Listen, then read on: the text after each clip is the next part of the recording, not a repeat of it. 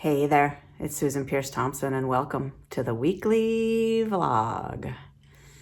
So you'll see I'm in a different spot here. I'm actually in the back of my office, not using professional audio today, not in my video studio today. I'm just coming off, not quite an all-nighter, but almost, in the emergency room with one of my loved ones. And this is the second night this week. Totally unrelated, like just a fluke, really. I was also in the emergency room with a loved one 3 nights ago, all night. And, because I shoot a vlog every week, sometimes this happens where it's time to shoot a vlog and I'm like, in no mood, in no shape. And sometimes during times like that, you'll catch me just turning on my iPhone, which is what I'm doing now, and just letting it roll.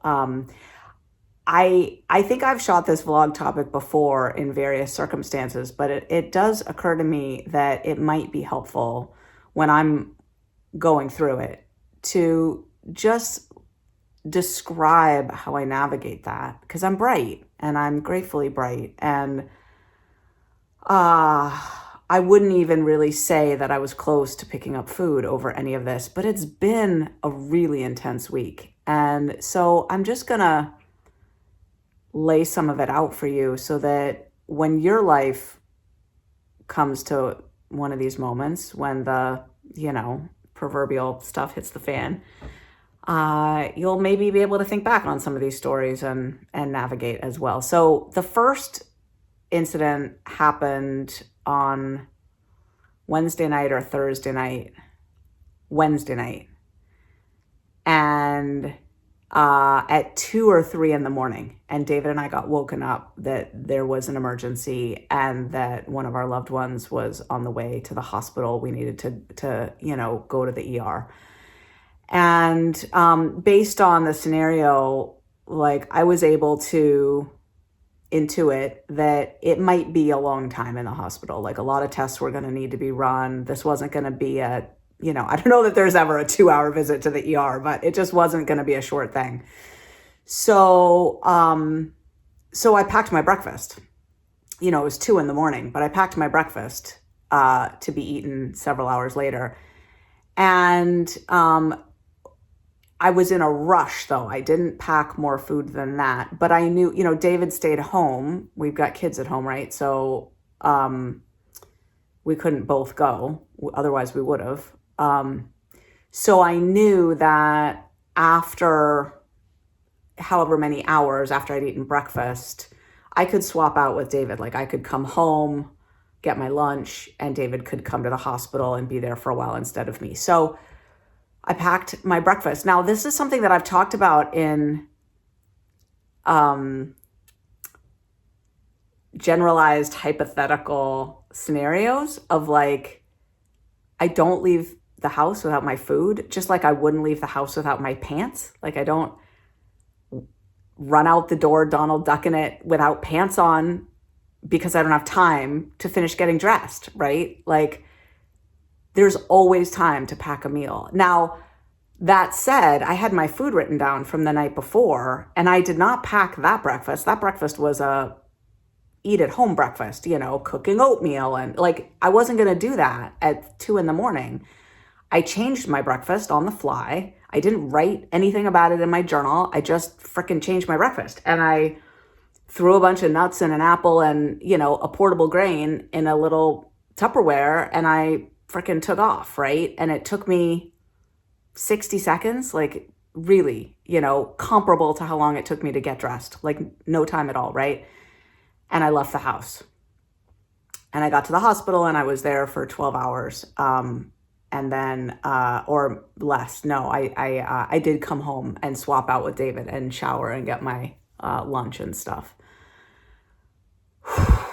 And then, a day and a half later, I was still recovering from that. I remember I had a meeting to go to on Saturday morning, and I couldn't face it. I meditated in my office like I always do. Right on the floor right there is where I meditate every morning. And I needed to sob, and I needed to crawl back into bed for a little bit. And I did. I crawled back into bed. And then maybe half an hour later, my highest self was kind of like, okay, sweetie, now it's time to get up and go to this meeting and face the day. I was super late. It didn't matter. Some is better than missing it altogether. And so I guess what I'm saying is I was really sensitive to my needs to let my tank fill back up after that experience. And then last night, I was out with one of my kids, and we were with some of our loved ones, and one of them passed out and face planted and like cracked their face into a cement floor. And it was 8:00 at night last night, and we were on our way to the ER. They were still twitching and tremoring in really strange ways. They needed to get evaluated. And so I went to the emergency room. Now, in this case, it was 8:00 at night. I'd had my dinner, and I did not have the ability to pack food there, but I also suspected rightly that we would be out of the ER before breakfast time. And even if I wasn't at that point, David was home, I would have been able to, again, swap out with David and get home for breakfast. As it happened, I was home and able to go to sleep at 3 a.m. last night. But then I want to share also what has happened to me over the last few days around food thoughts. I know I shot a vlog a little while ago that was about dragonflies and dragons, right? The idea that a food craving is like a dragon and it swallows you up and it's burning inferno. It's got the motivation to act built into it. It wants you to eat. It wants that food, right? And it's fiery. A food thought is a different thing. It's like a dragonfly that lands on your shoulder, and it feels more like an invitation. Like, do you want to consider this food? Hey, what do you think? You want to consider this food? Doesn't it look, sound, taste potentially good? What do you think? Hey. And at the moment when the dragonfly lands on the shoulder, there's a choice point where if your program is solid, if you're internally vigilant, you can swoosh it away before it grows into a dragon. As soon as you turn toward it and give it the assent, the agreement, the buy-in of, maybe I do want to consider that. Doesn't even have to be a yes, even just a maybe, right? It just opens the door to more growth and development of that food thought potentially into a dragon. So what I found was in the last week, well, it's only been a few days, right? Last few days, it felt like I was in a swarm of dragonflies. Like they were just landing on my shoulder. I mean, not always, but when I was in the grocery store in particular, I was with my kids grocery shopping, and the foods that I don't eat were just there. And they kept saying, what do you think? Hey, maybe now. Hey, what about this? Hey, what did this used to taste like? Hey. And I was just like, and so what I did, now my kids hadn't eaten dinner yet. They were off in the cafeteria area eating. So I was alone with my shopping cart for a little bit. And I got out my phone and I called a bright friend and I just said, hey, I'm in the grocery store and I just need to say, I am so grateful to be bright. And I am so grateful that I'm not eating addictively and that I can leave this grocery store and not be consumed by food cravings. But the food is calling me a bit, like it's up. And I just wanted to share, I shared about the emergency room and what had been happening. And that's it. It was a 2-3 minute phone call. It was just a quick check-in. And really it was an expression of gratitude. Like I'm grateful that I do not have to pick up the food right now. And that food is poison to me. I used my mantras. That's not food, that's poison to me. That would just poison every aspect of my life. And I got out of that grocery store bright. I don't normally have that experience. I normally go through a grocery store not even seeing the foods that I don't eat and feeling really focused on my life and, the produce that I'm selecting, and I get out of there. I mean, it sounds all Mary Poppins-ish, but whatever. I mean, that's usually my experience. Let me think. Is there anything else? Oh yeah, I did want to share one other thing with you.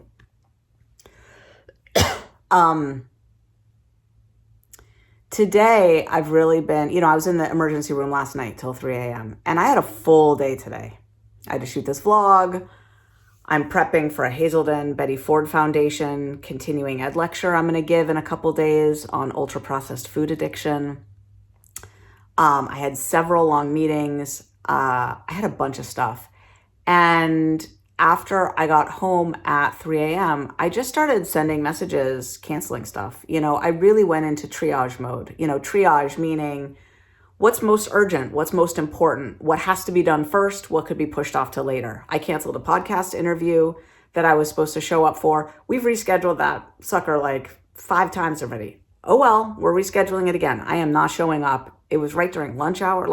No, I'm not doing that. I'm napping and then I'm waking up to eat my lunch. I'm not doing that podcast interview.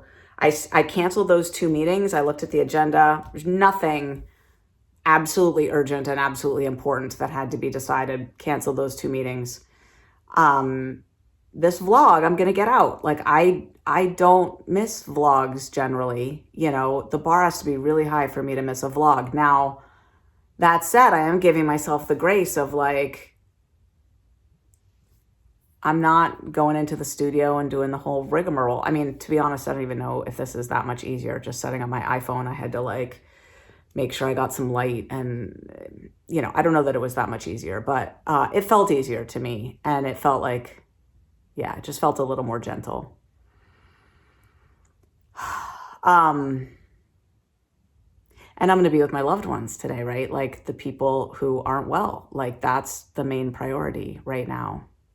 So just a lot of triage and a lot of awareness that, I've already taken a bath today. I've meditated today. I've had 2 or 3 naps today. I actually laid on the couch and started a novel. I didn't read much of it, 15, 20 minutes. A Gentleman in Moscow. It was really good. What an opener of a book. Thank you, dear Betty and Leah, for recommending that book. Just doing some gentle things, checking in with myself always.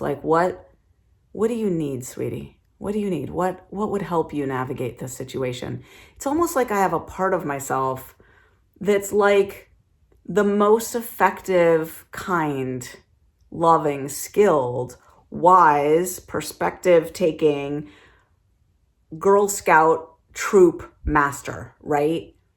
And then when there's parts of me that are Girl Scouts with broken ankles and broken legs and we're on a hike, right? The Girl Scout troop master needs to handle it, right? So I've got this part of me that is surveying the situation, looking at the calendar, what could be canceled, whose ankle is broken, who needs care, what could we cancel, where do we have to change plans?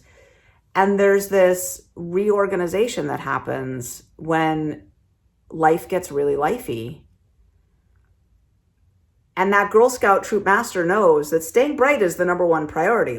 Everything goes to hell if I don't stay bright. Everything melts down. I'm a mess if I don't stay bright. So that's the number one priority. And then, the habits, the tools, the disciplines that support my brightness, some of those can give, some of those are a good idea. It's all up for negotiation. We'll see. But breakfast, lunch, and dinner at the right time, the right foods, that's got to happen. I'm really grateful for that part of me that takes over and makes it all work. I'm still in that mode for sure. Still in that mode. Probably will be for a few more days. This has been a lot to go through in a very short period of time, and, a lot of sleep to have missed, a lot of loved ones to be considering, and a lot of family dynamics to, just consider. And, because other folks in my family are sensitive too. And when not everybody's well, that's hard on them. And it's a big deal, right? And so it's a lot. So that's it. I'm going to go be with one of my kiddos right now and just stay close to family. And that's it. That's it. So when life gets lifey for you, I just wish you gentleness and care, and I hope that you can develop a Girl Scout troop master that will shepherd you through it as well. That's the weekly vlog. I love you. I'll see you next week.